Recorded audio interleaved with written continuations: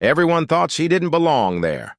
When Margaret Taylor shuffled into the bustling arena of the Culinary Stars competition, wearing a faded cardigan, scuffed sneakers, and her silver hair tucked into a simple bun, the crowd barely glanced her way. A sea of young chefs in gleaming white jackets turned to stare, smirking behind their sous vide machines and high-tech gadgets. "Is she somebody's grandma?" one whispered, barely hiding his laughter.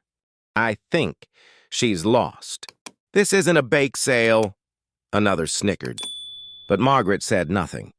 She placed her well-worn wooden spoon next to her battered recipe notebook and surveyed the stainless steel kitchen stations with calm, thoughtful eyes. The announcer's voice boomed through the speakers.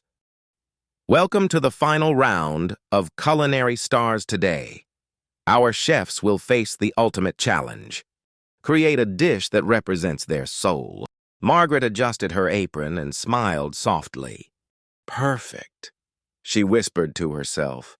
Little did they know beneath that humble exterior, behind those kind, wrinkled eyes, stood a legend. A woman whose flavors had once earned her 3 Michelin stars. A name whispered with reverence in culinary circles, but hidden from the spotlight for over a decade. And tonight, the knives would be out. But they weren't ready for what she was about to serve. The timer buzzed loudly as contestants scrambled to their stations.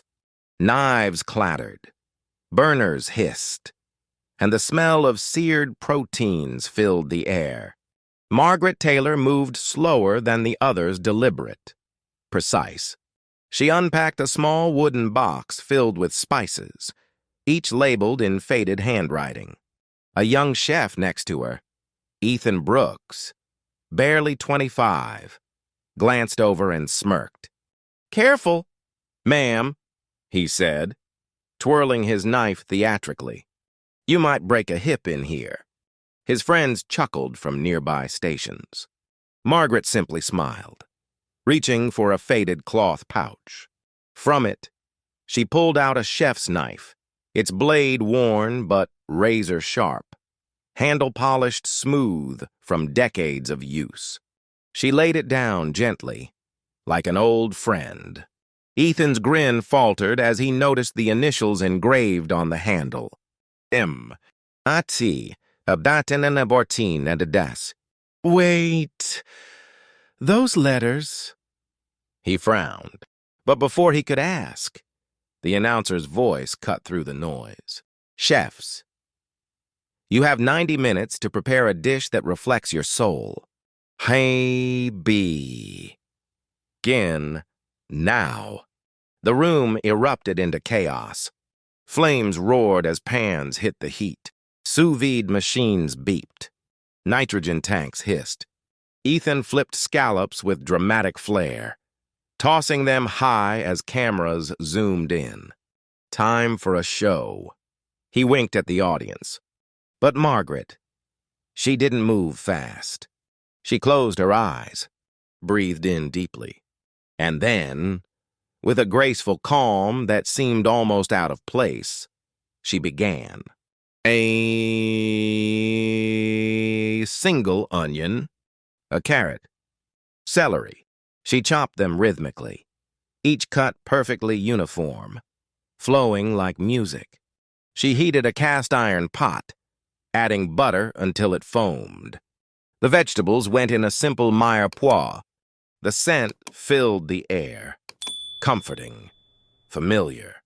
Ethan sneered, watching her humble ingredients. "Is she making soup?" he scoffed. But as the base simmered, Margaret's hands moved like poetry. She added stocks, herbs, spices pulled from her wooden box, layers built upon layers, flavors deepening with each stir. From across the room, a celebrity judge, a renowned French chef, paused mid-tasting, nose twitching. He turned slowly, eyes narrowing toward Margaret's pot. Something was happening. Something the cameras hadn't expected. And for the first time that night, the laughter stopped. Ethan couldn't help himself. He walked over, wiping his hands on his apron. "Ma'am, are you seriously making a stew? This is a culinary competition, not your church potluck." Margaret stirred the pot slowly, her eyes still fixed on the gentle simmer.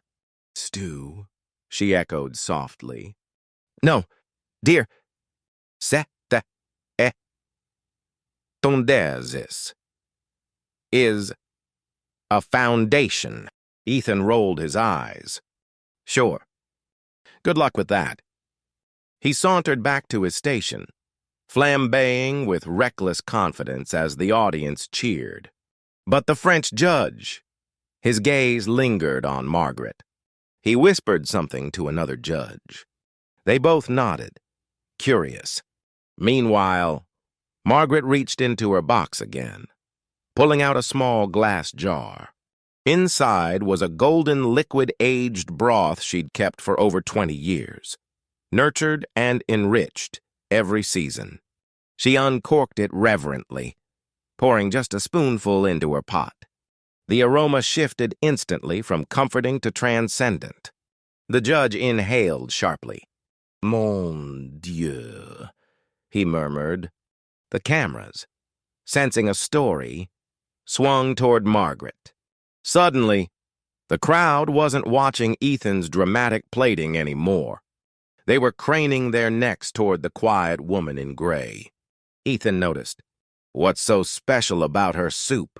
he muttered under his breath. Frustrated, he grabbed a squeeze bottle and added unnecessary flourishes, dots of puree across his plate. Margaret wasn't rushed. She ladled the broth into a simple white bowl. No microgreens, no foams, just depth, simplicity, soul. She wiped the rim gently with a cloth, placed the bowl on her serving tray, and carried it forward. Her steps were steady, almost regal. As she approached the judges, one leaned forward, already captivated by the aroma alone. "Chef, what is this?" the Frenchman asked. Margaret smiled faintly. "A memory," she answered. "A dish my grandmother taught me. I've spent 60 years perfecting it." The judge lifted his spoon, tasted, closed his eyes. For a long moment, he said nothing. Then, a single tear rolled down his cheek. "C'est magnifique," he whispered. In the back, Ethan watched, a cold knot forming in his stomach. For the first time tonight, he wasn't so sure he'd already won. Ethan clenched his fists as he watched the judges lean in, tasting Margaret's humble bowl one after another. The silence at their table wasn't awkward. It was reverence. "Awe. What is happening?" he hissed, pacing behind his station. "It's just soup. Just old lady soup." But deep down, a flicker of fear bloomed. The announcer's voice echoed through the hall. "And now, the judges' scores for contestant number 7, Margaret Wilson." A hushed tension gripped the crowd. Ethan's fellow chefs, who'd been smirking all night, now stood still, watching. The French judge set down his spoon, cleared his throat. "Madame Wilson, your dish transcends technique. It is not just food, it is art." Another judge nodded, visibly moved. "We expected competition, but what you gave us was a story. A lifetime. A soul in a bowl." The scores flashed on the giant screen. "Akesmai, batada apo." A perfect 10 from every judge. Gasps erupted. The audience applauded, rising to their feet. Even the sternest food critics in the front row were clapping. Ethan's jaw slackened. No, no way. Margaret gave a small bow, but her eyes remained kind, humble. She wasn't gloating. She wasn't triumphant. Just grateful. Then came the twist. A producer whispered something urgently to the announcer, who looked stunned. He cleared his throat again. Ladies and gentlemen, we've just received an update from the Culinary Federation. It seems we've had a legend among us. The spotlight swung toward Margaret. Margaret Wilson is none other than M. The anonymous chef whose dishes earned a Michelin star at Le Jardin in Paris before she vanished from the culinary world 20 years ago. A collective gasp rippled through the hall. Ethan staggered backward, bumping into his station. Wait, she's M. Margaret simply smiled. That was a lifetime ago, she said softly. Tonight, I just wanted to cook. And suddenly, the young chefs realized they hadn't been competing against an old woman. They'd been competing against a legend. The room erupted in a chaos of whispers, gasps, and stunned silence. Cameras zoomed in on Margaret's serene face, while Ethan stood frozen, his confidence crumbling before the weight of the revelation.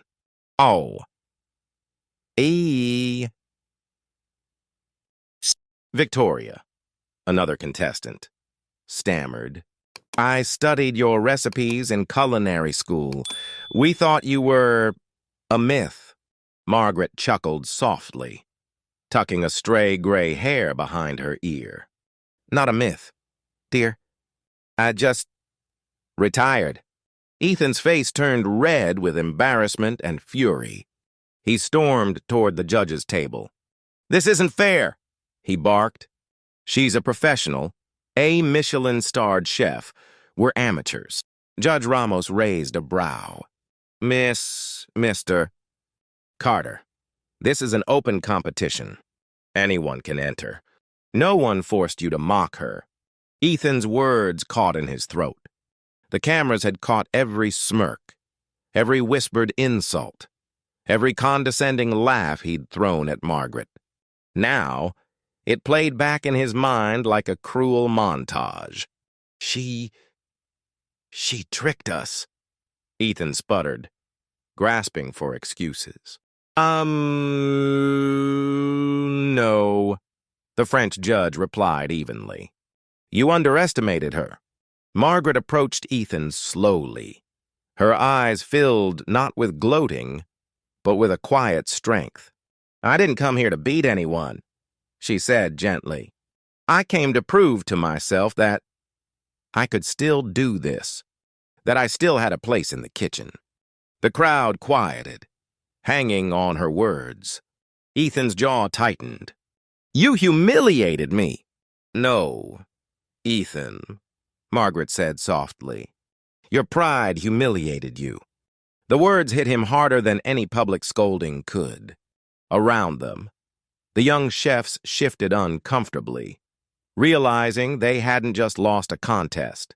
They'd lost an opportunity to learn, to listen, to respect. The announcer stepped forward. We're now moving to the final round. Margaret Wilson leads with a perfect score. Contestants, prepare your signature dishes. Margaret turned back to her station, rolling up her sleeves. Behind her, Ethan stood still, torn between his bruised ego and a growing realization that if he wanted to win, he'd have to stop competing against her. And start learning from her. The kitchen was electric as the contestants rushed to prepare their signature dishes. Margaret moved with a quiet confidence, her hands steady, each movement precise. Across the counter, Ethan slammed ingredients onto his station, his frustration simmering beneath every chop and stir. He kept glancing at her, this woman he'd mocked, underestimated, now effortlessly leading the competition. "She's unbeatable," Victoria whispered to him as she whisked a sauce. "How can we even compete?" Ethan didn't answer. His eyes were locked on Margaret, watching her work. For the first time, he noticed not just the skill, but the love in every motion. The way she tasted, adjusted, smiled softly at her creations. And then, something shifted inside him. He set down his knife. "Victoria," he said quietly, "I've been going about this all wrong." Victoria frowned. "What?" "I've been trying to outcook her. But maybe I should just cook like me." She stared at him, unsure if he'd finally snapped or finally woken up. Ethan took a deep breath. "I'm not here to beat a legend. I'm here to make food my mother would be proud of." As the final countdown began, Ethan stopped chasing perfection. He poured his memories onto the plate, his mom's Sunday roast, the street food from his childhood summers, the flavors that made him fall in love with cooking. Across the kitchen, Margaret caught his eye and gave a small nod of encouragement. When time was called, each contestant stepped forward with their dish. The judges tasted in silence, their expressions unreadable. Finally, they reached Ethan's plate. Judge Ramos took a bite, paused, then smiled. "This," he said, "is the first dish tonight that made me feel something." Ethan's chest swelled not with pride, but with relief. For the first time, he wasn't seeking approval. He'd cooked from his heart. "And Margaret."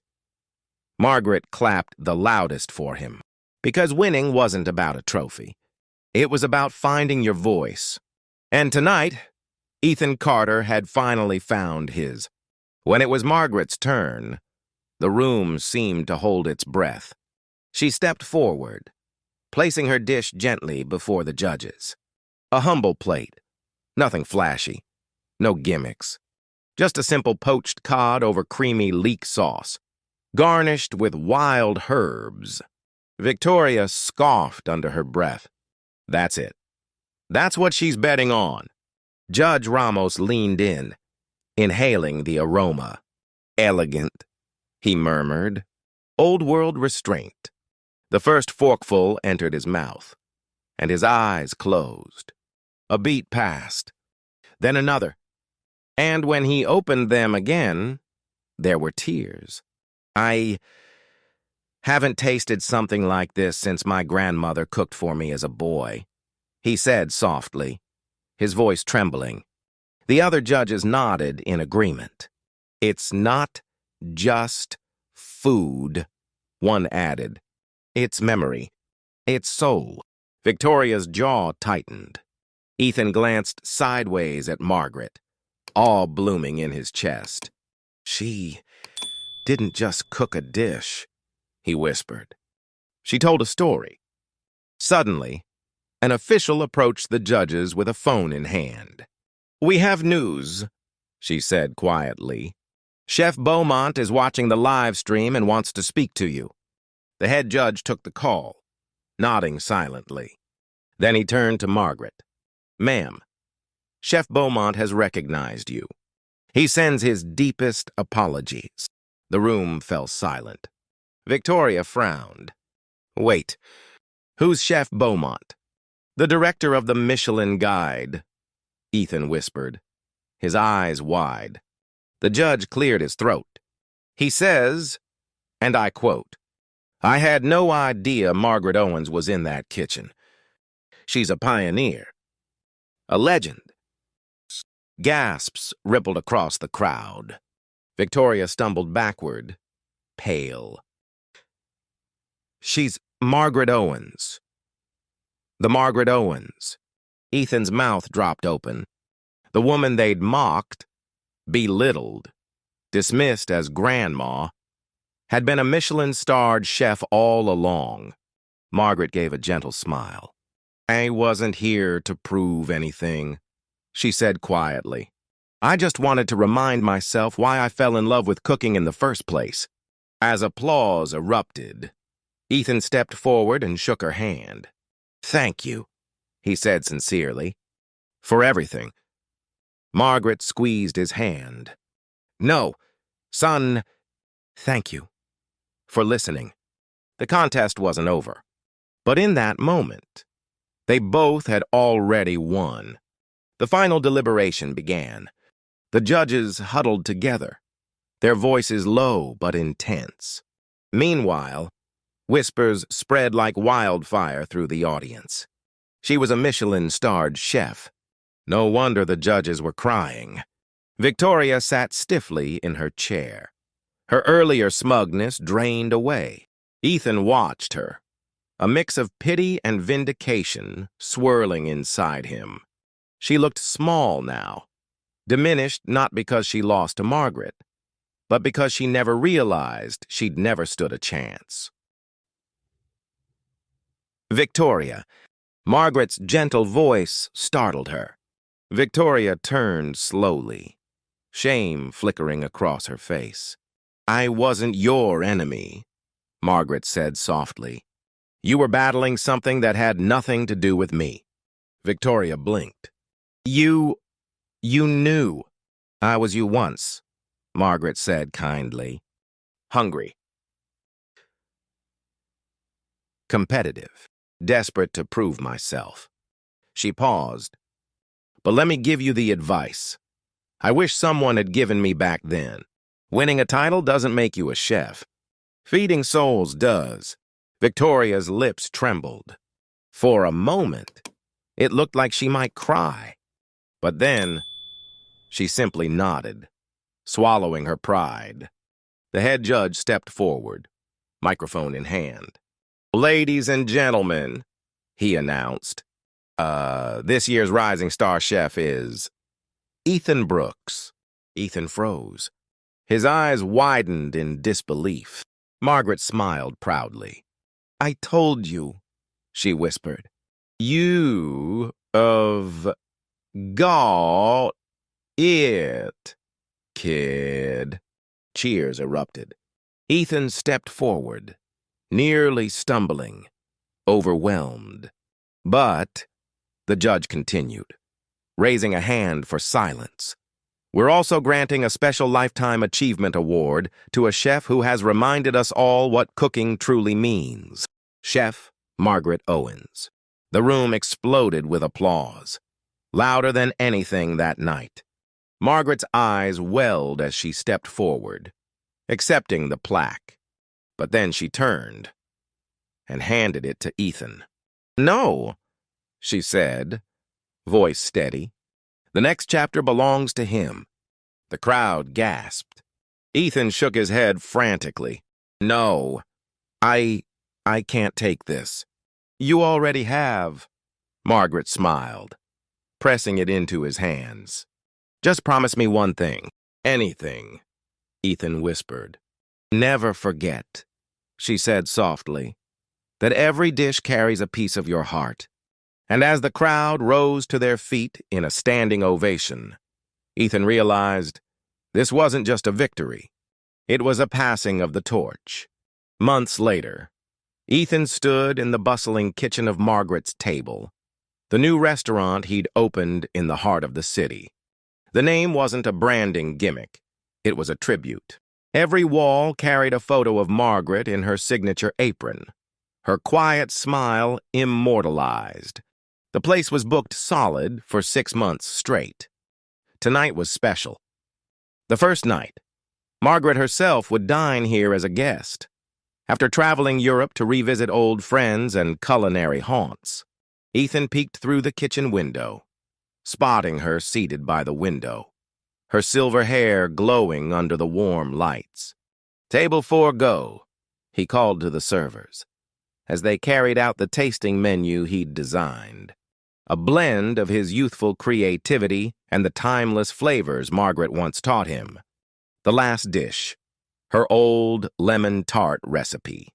But Ethan had added his own twist, a thyme-infused crust. When the plate arrived, Margaret took one bite, closed her eyes, and smiled. "Perfect," she whispered, loud enough for Ethan to hear. But as the evening wound down, a reporter approached her table. "Chef Owens, do you regret stepping back from the spotlight?" Margaret laughed softly, glancing toward the kitchen window where Ethan stood watching. "Not at all," she replied, because the spotlight was never the goal. The goal was passing the flame. The reporter raised an eyebrow. "But you could have still competed. Won more titles." Margaret's gaze softened. "Honey," she said gently, "I already won. I got to see the next generation rise. I got to see someone cook with love again."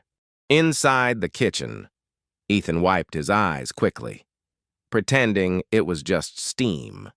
He stepped out to join her at the table, sitting beside her as the dining room emptied. Guests leaving with glowing smiles. "You did it, kid," Margaret murmured. "No, we did it," Ethan corrected. Outside, the city lights shimmered, reflecting off the glass. And inside, two chefs, one seasoned, one still rising, sat side by side, watching the future unfold, one dish at a time. And that, my friend, is the real recipe for victory. Not in trophies or headlines, but in the quiet triumph of lifting others as you rise. Margaret didn't just win a contest that day. She won hearts. She won respect. She won a legacy that will outlive any Michelin star. Because true greatness isn't about being the loudest in the room. It's about knowing when to pass the apron and watching the next chef soar. If this story stirred something in you, a dream, a memory, a fire, drop a comment below and tell us, who's the Margaret in your life? Who inspired you to keep going, even when the world doubted you? And hey, don't forget to like, share, and subscribe for more stories that prove the underdog doesn't just survive, they thrive. Because sometimes the best revenge is letting them watch you shine.